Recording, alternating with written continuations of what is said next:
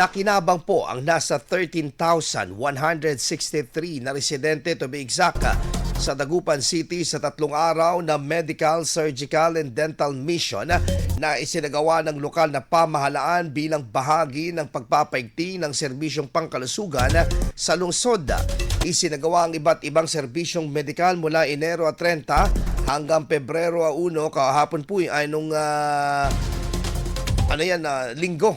Katuwang ang isang non-profit organization na kabilang sa mga inihatid po na serbisyo ang medical at surgical consultation, dental services, laboratory test at ang eye check-up, libreng gamot, x-ray, ECG at physical therapy. Ayon sa City Health Office, layon ng naturang medical mission na mabigyan ng agarang tulong medikal ang mga residente lalo na ang mga walang sapat na kakayahang magpagamot.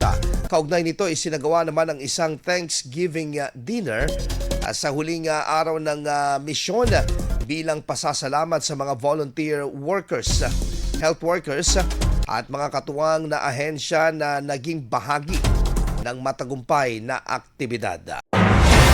IFM News. IFM News. IFM News.